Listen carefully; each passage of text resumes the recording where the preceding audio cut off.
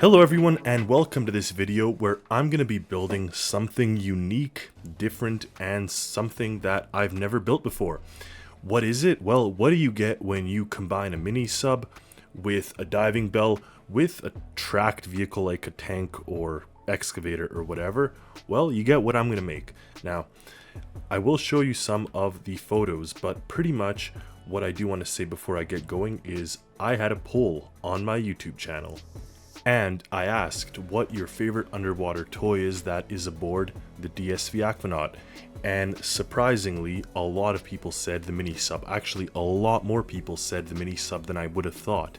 I would have thought it would have been split more evenly, but you have 57% saying mini sub, 19% saying diving bell, and then wet sub 12, which was surprising. Now, understandable, the ROV, the interface is a little difficult. It's a little difficult to launch out of the moon pool, but still, it was quite surprising for me. So I got to thinking, what other cool equipment could I make that will go with my OMUA division, the whole OMUA exploring underwater areas? So I then released another question, which I asked people, what equipment and configuration would you like to see on the Atoll sister ship?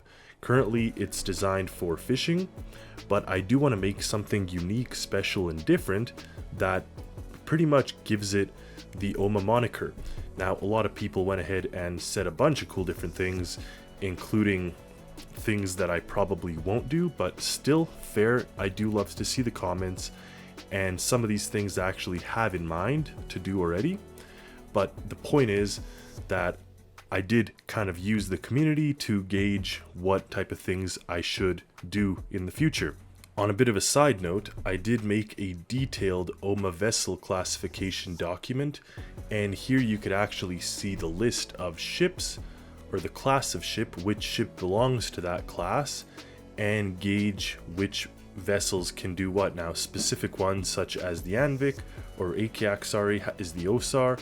Down here for the Alston class, we have the Ashford, which is OSAR, the Akatako, which is OMUA Fishing Division, and all that good stuff. So with this table, I was able to see which vessels I'm kind of lacking in. So expect to see a vessel for the Lipoa class, Talus class, of course the Atoll class, like I mentioned. The Alston's pretty much filled out, and then I won't speak on the plans that I have for the Alberta and the Almeria class, but know that I do have plans. And all this led me to this. So I got to thinking what kind of cool things I could make, additional equipment for OMUA that can be useful and that can work with my vessels. Because of course I can go day in and day out making ships with mini subs and diving bells and stuff, but I do like to do R&D and make new equipment. And I will be honest, I really want to make a new hull, a new entire class of vessel, so hopefully when I get some motivation and time, especially time, that will come soon. You can see I've been kind of focusing on the mid-size to smaller vessels, from the Alston to the Atoll, Pelican. So these guys, this kind of size was good for me to just make quick and easy builds, but I am overdue for a nice large vessel here. So one thing I leaked out today on my Discord server was this visual that I created, and you can kind of see it's a tracked vehicle. It's tied or tethered, and it has some air tanks. Now, I didn't specify anything further than this, and while it's just a very quick and dirty sketch, got people thinking, talking about what it could possibly be, and I loved that discussion. So I love people engaging and kind of going through and bouncing ideas off like that. Which brings me to this. So this is the very first concept of what I'm trying to do here. Now keep in mind the size. For this one specifically, I am trying to keep it very small such that it can be deployed by ships that will be able to use this small equipment. So not something that requires a massive deck.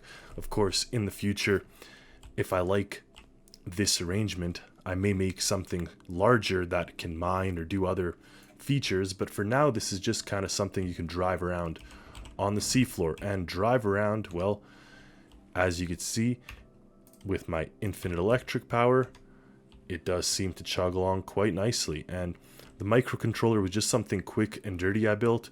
You can see here it even lets us kind of spin in place, or if you're driving you can turn. Now of course it works underwater in the exact same way.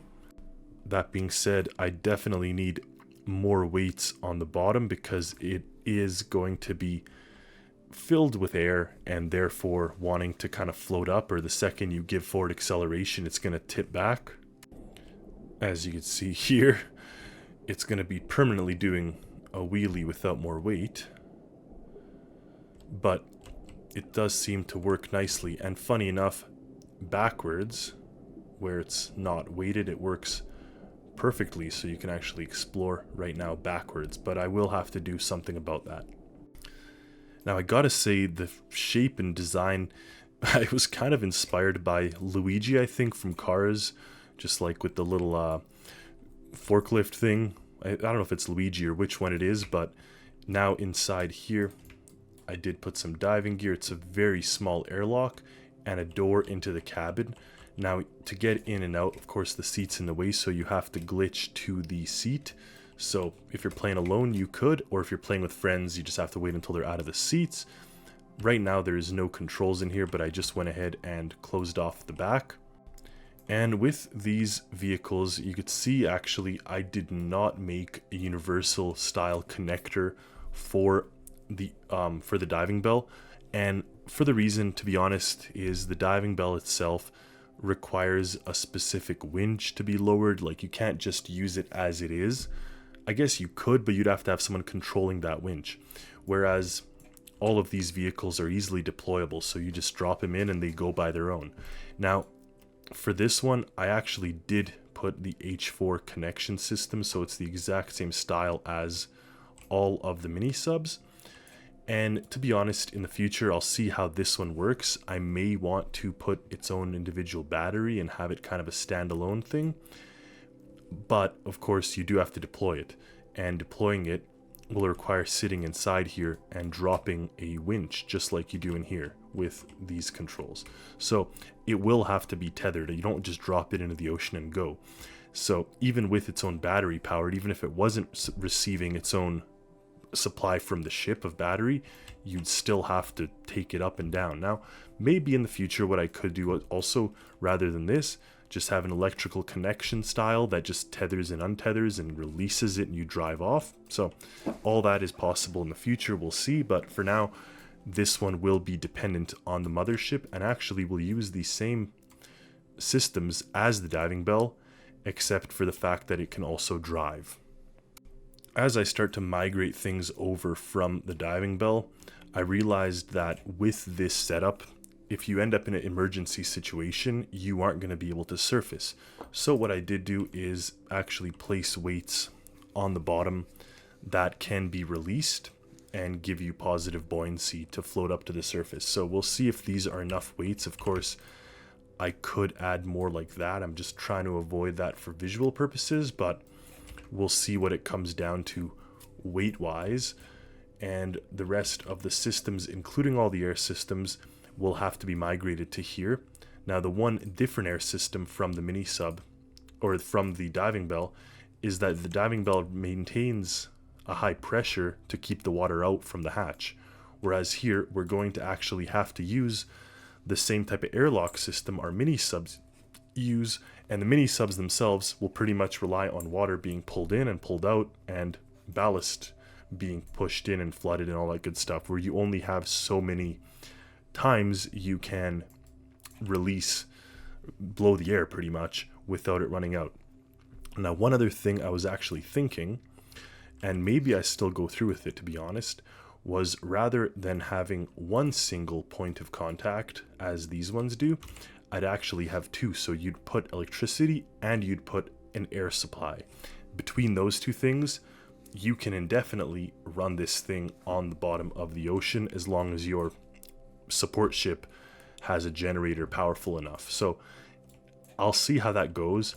I do try to avoid ships with, two huge winches. That's a very special ship that has obviously a lot of deck space, where I'm trying to keep this pretty simple and optimized. So we'll see how that all plays out. I'm hoping one winch with electricity and then enough systems for the air will be all that I need here.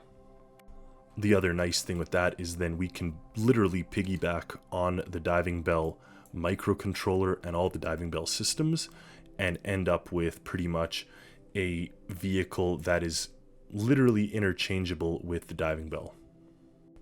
On a side note, this actually got me thinking, can I make my Diving Bell using the H4 universal connector system? To be honest, if I were to just put two, I could. This side will kind of be flopping and flailing around. Alternatively, I could probably make do with these ones here and have, you know, something like this where maybe this connection isn't kind of offset.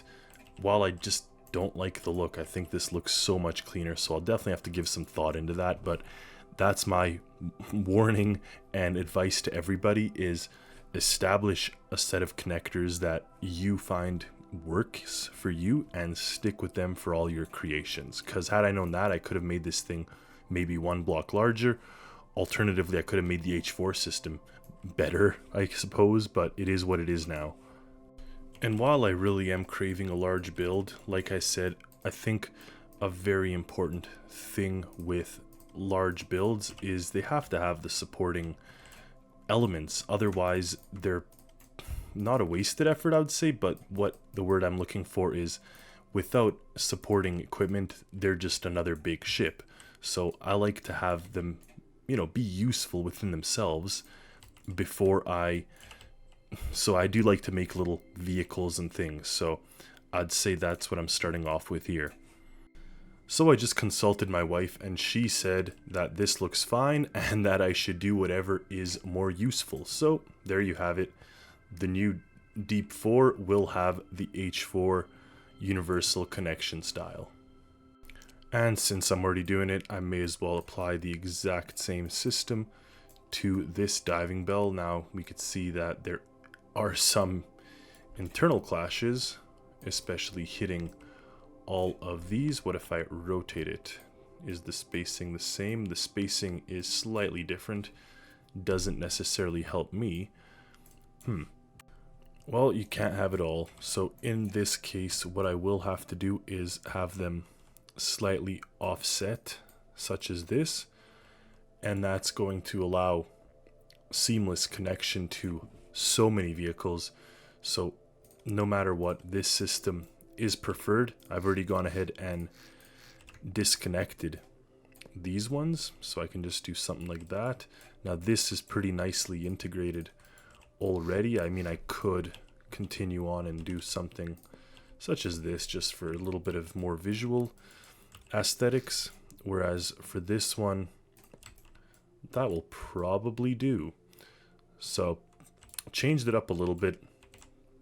The main idea is still there, but honestly, the universal adaptability is far outweighing the design at this point. And since this is a retrofit, meaning this isn't the original intention, especially for the connectors of this thing, we're just gonna have to live with it.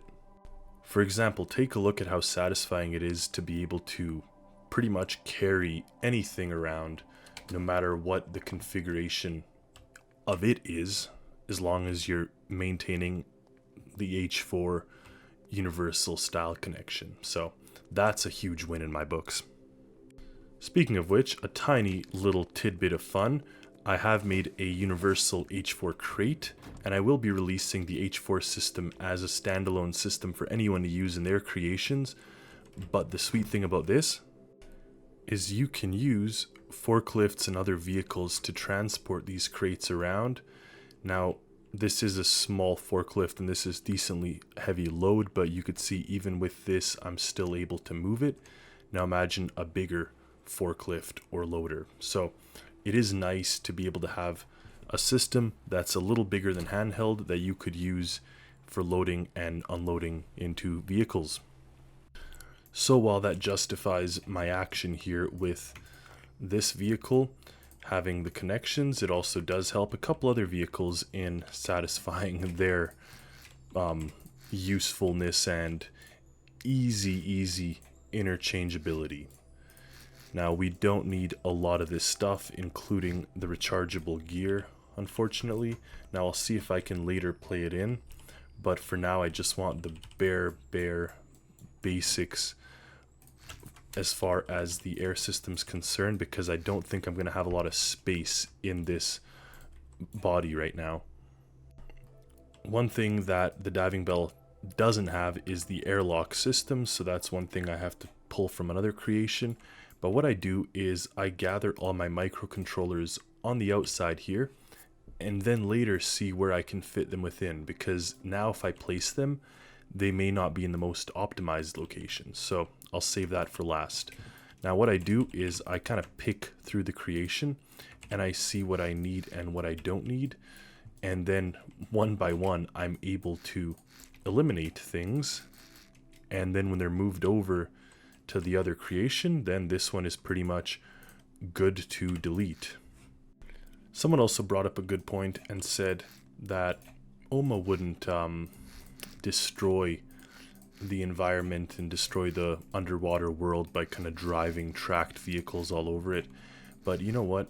I leave it up to the pilot's discretion on where they can and can't drive, because there are certain advantages to underwater tracked vehicles, for one, and for two, in Stormworks it doesn't overtly damage the environment, so we're going to leave it be. Something else that's new that I'm doing here that I've not done in the past is starting off with possibly the smallest version of this creation and moving into then later larger ones.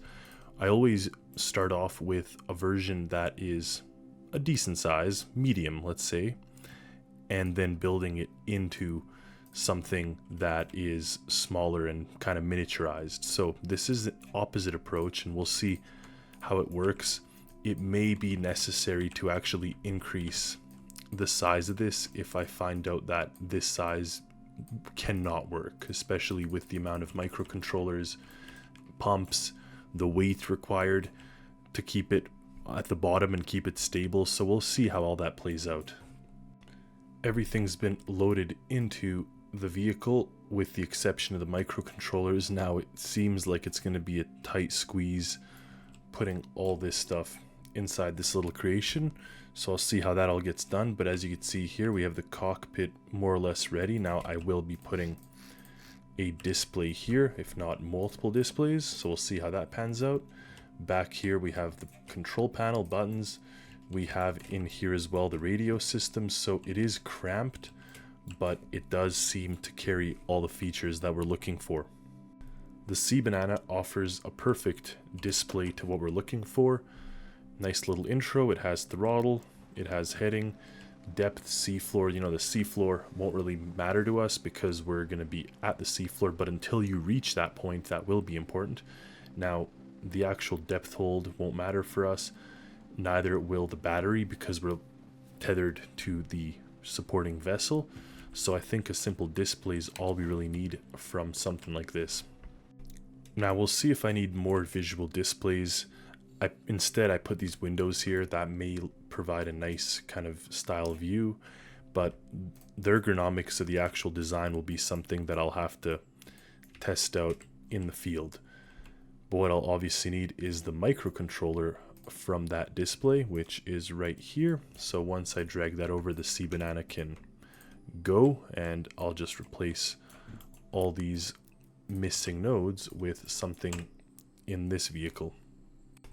Some little bit of reconfiguring with the electric motors so the thing doesn't move until the ignition is on or the power is on, and otherwise it's the first time to spawn it in the game. Now of course it looks very funky, but the idea should work.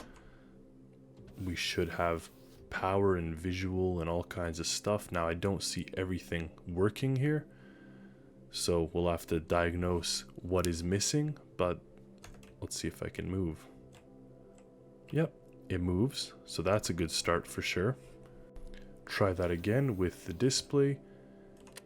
Now if we winch down, in theory the length of the cable should expand.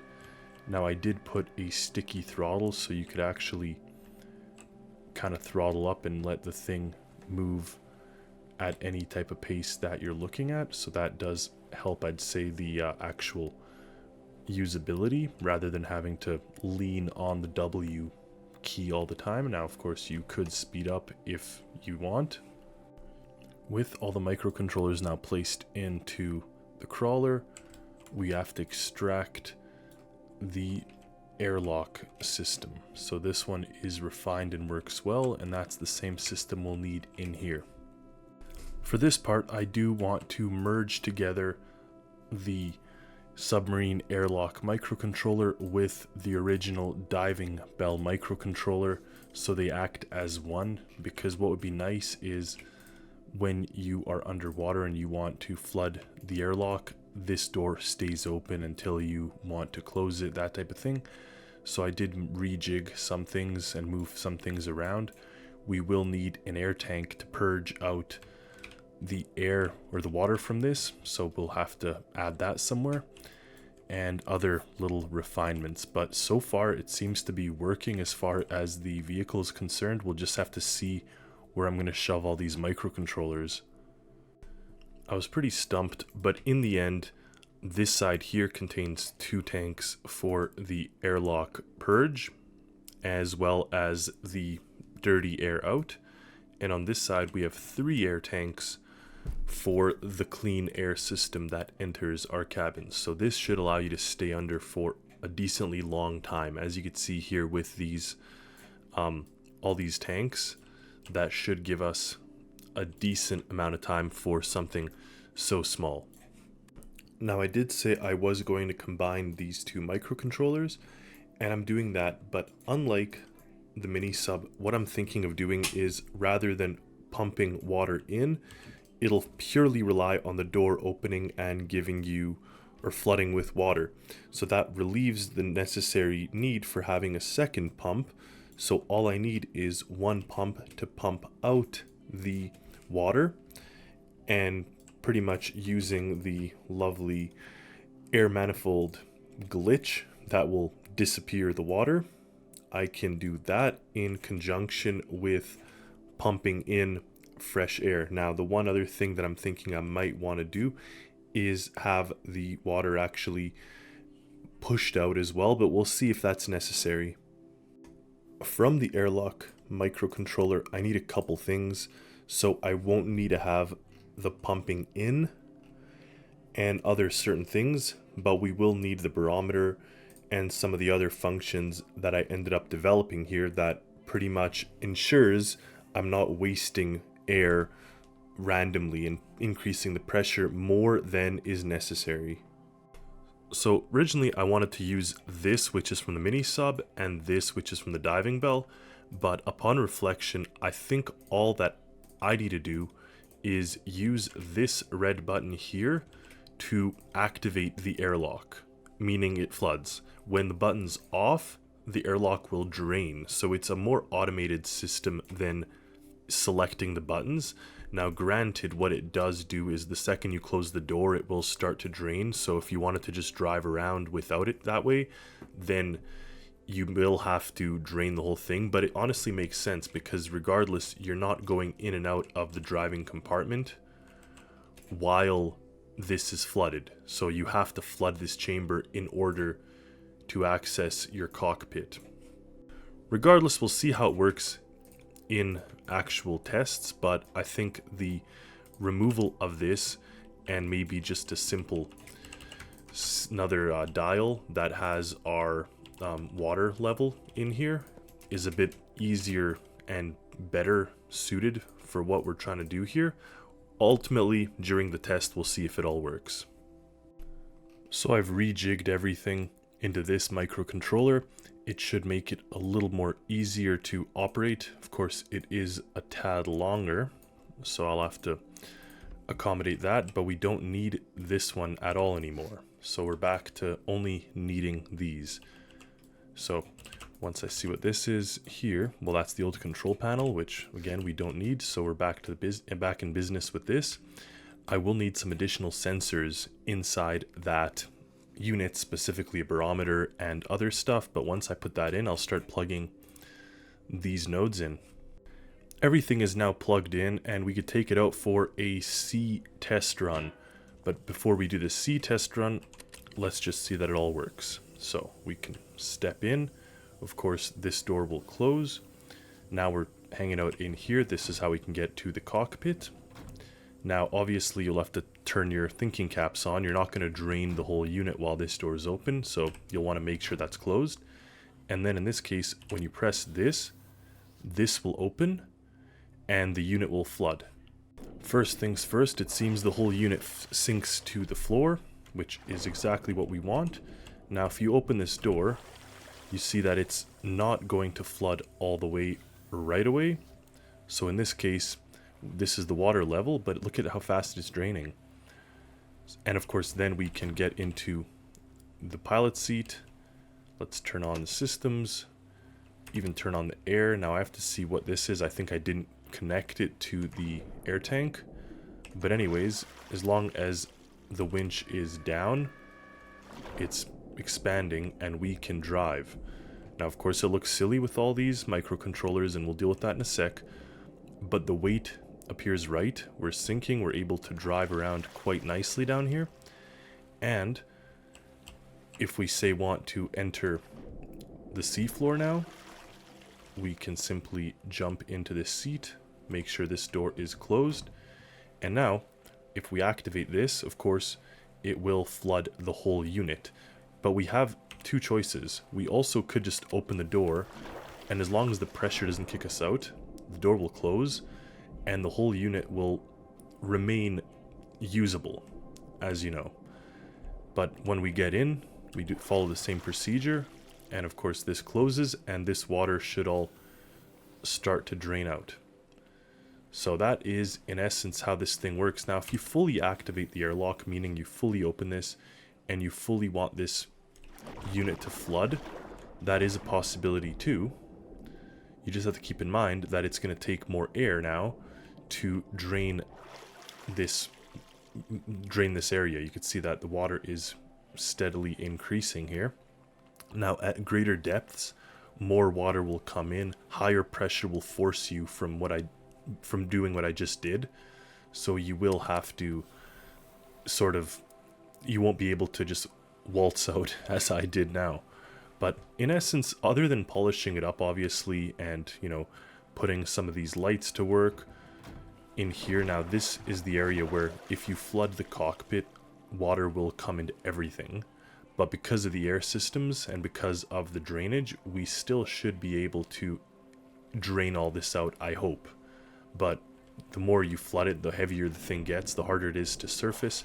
And last but not least, if we do turn the emergency surface and release the weights from beneath, do we rise? Well, right now we're still flooded with water, so as long as that water is in here, we may not want to rise.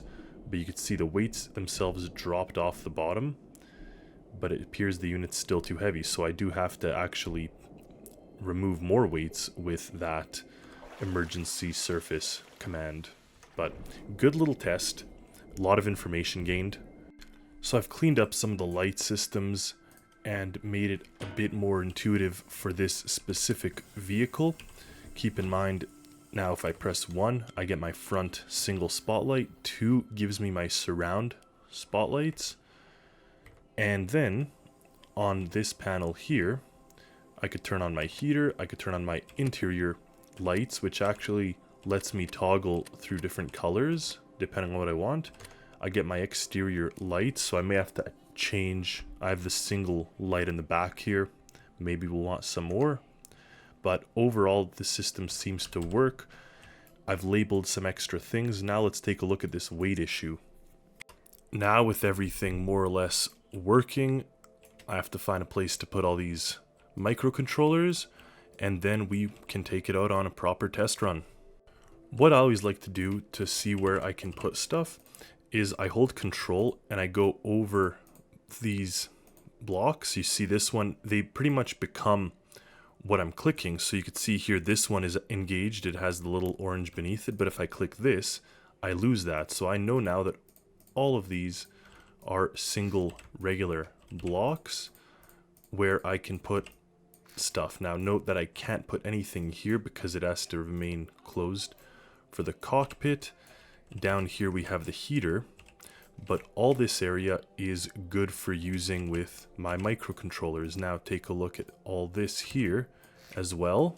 Again, note that we can't use this area, or well, I could, I just can't have it open to the oxygen or to the air or to the water. So I'd have to make sure that I seal it off, and then it'll actually provide more air into my space. For example, I can take this, rotate it, and put it right here. But now if we go into the cockpit, you'll actually see it physically right there. So if I leave it like that, you know, then in essence, it does fill this void with air. Alternatively, and something I might do anyways, is just seal off the back area like this. Now the downside to sealing off the area, making it a little smaller, is it physically stores less oxygen. So we'll get less oxygen to breathe, which is something to consider. But of course, with 3 air tanks, I'll think we'll probably be fine for the duration. As I start filling these voids, I like to make it clear to myself where I have a bunch of potential space. So what I do sometimes is recolor the creation like that, and then I know I have all these areas to place the microcontrollers. The biggest ones are always the hardest to fit, so I like to use them first, or at least use them to gain an understanding of where I do want them, such as this one should go here. And then with that knowledge, I can fill up the areas beneath. It looks like I'll have just enough space for all these microcontrollers when I'm done with them. So honestly, very happy with how it's coming together. Now I do want some decals on the exterior, so I'll have to see where I can possibly put them after all this is done. But regardless, the idea of the compact size is more important to me than pretty much glamming it up with nice colors. With everything inside the vehicle, now I can color it my regular OMUA colors, and then we can take it out on a nice little test spin. So the C-beam is slowly but surely getting finalized. I'm just going ahead and painting some of these cells on the bottom black, just because I think that looks a little more sharp, especially for the bottom of the creation, and we'll kind of see how that goes. But in essence, something along the lines of this. And I did use the new modernized color scheme from the Manta, which doesn't include the very bright blue that you see in the seats. So I'll see, but maybe I change it, maybe not. Overall, so far this is coming together quite nicely. Spawning it in, you can kind of see how it looks and works. Now in here we can get ourselves some fresh air. This will drain, but we can hop into the seat. We will turn on the systems, winch down. I guess I should have winch away, but regardless, now we're increasing the winch and we could start to drive. Now I didn't finalize everything, but overall the idea of the creation is here. Okay, and it seems to handle pretty nicely, all things considered, even in the underwater world. Now the front end does seem to lift off if I'm trying to give it forward acceleration, but let's see what happens if I release the emergency surface. Will it actually surface, or will it struggle like it did before? Because it does have those weights on the back. I don't know if it has enough to actually fully want to lift off. So that's one thing I just have to optimize a little bit more. But overall, the system itself seems to be working with the creation properly kind of created so far. So another little test here. I've increased the throttle speed, so it's actually much easier and faster to use. The handling still stayed as we expected, but the nice thing is I did a little bit of reconfiguration of all the controls here. So with that, now you actually can ensure that here's your kind of air, you got your heater, your interior lights, which you can adjust, radio transmitting, exterior light, and last but not least, emergency surface. Let's see if this finally lets us float up properly.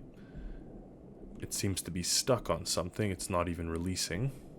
Now for another test, let's see if we turn on the emergency surface. I also did some more reconfiguration. Oh, can we surface? Well, interestingly enough, it seemed to have gone up and now back down, so we're just on the cusp. The nice thing about the Seabean is on land it also handles and operates just the same way. And one other feature I've added are handbrakes.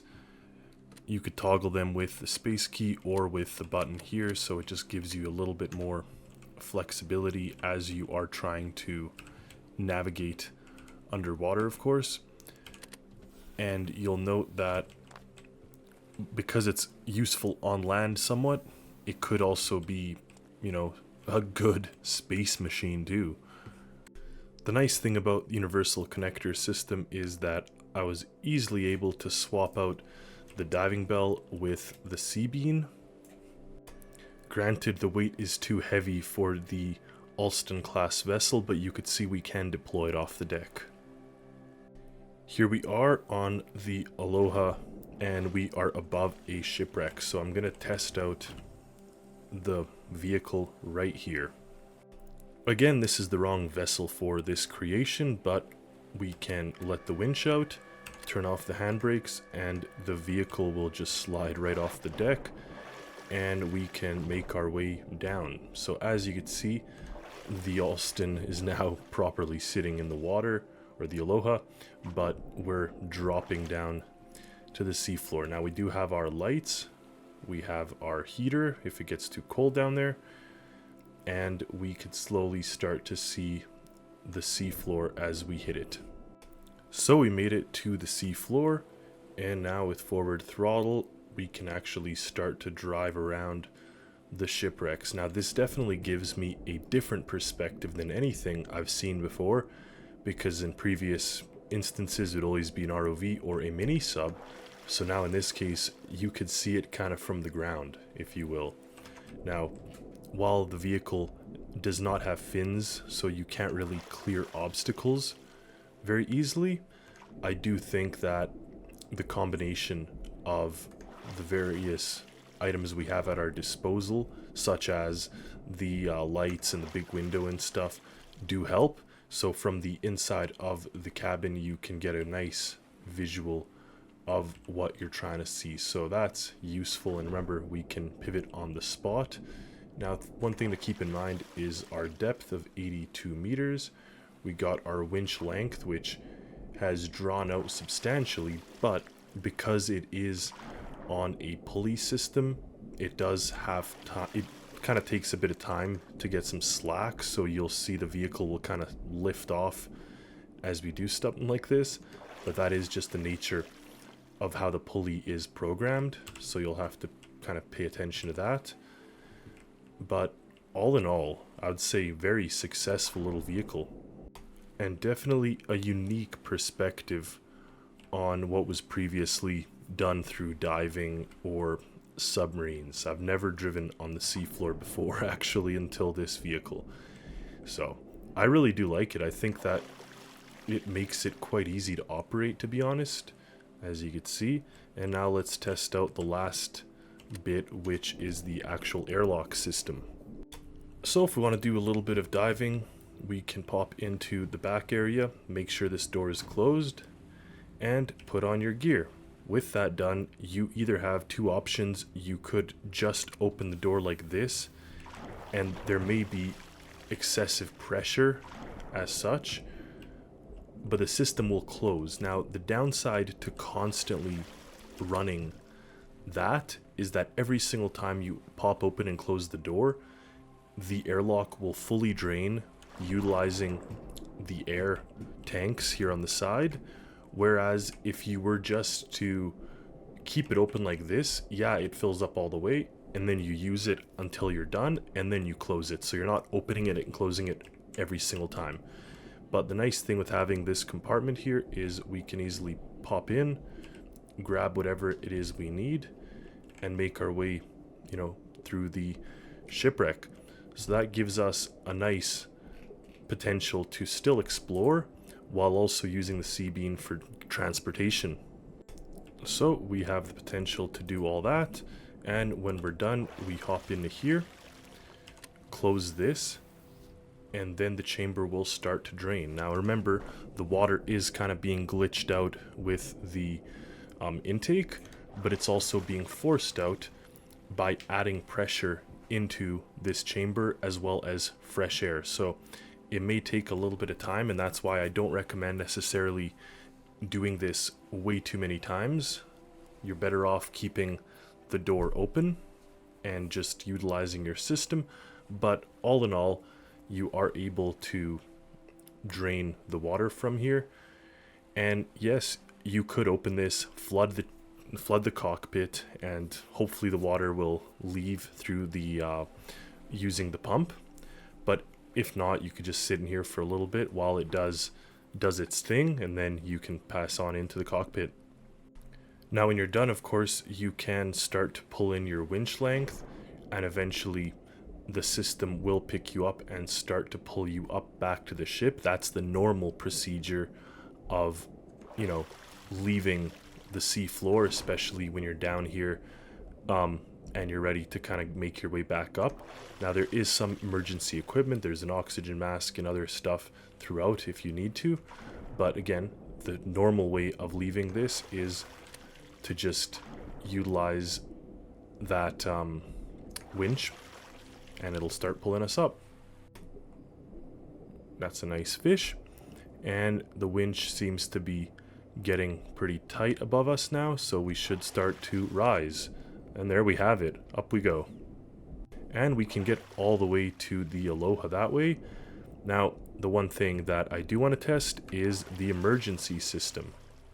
So in the case of a failure, the winch doesn't work or whatnot, if we were to turn this, now you have to hold it for a while, that's intentional, it should start to release us and make the load that much lighter. Now, because of the pressure, because of the water in the cabin, there's a lot of different factors what may be causing it.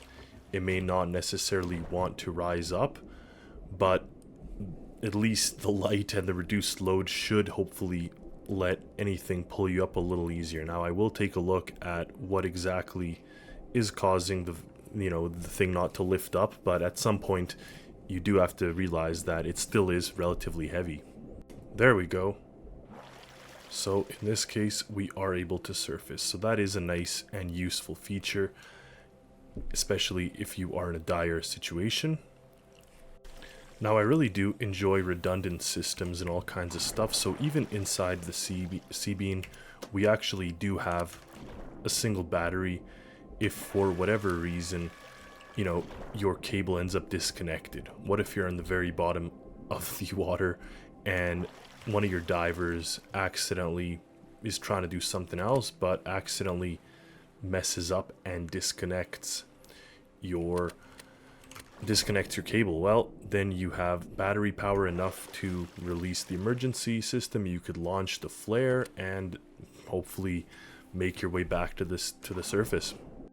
I went ahead and polished it up a little bit more, added some more equipment back here, especially these glow sticks and some strobe lights, ammo for the spear gun.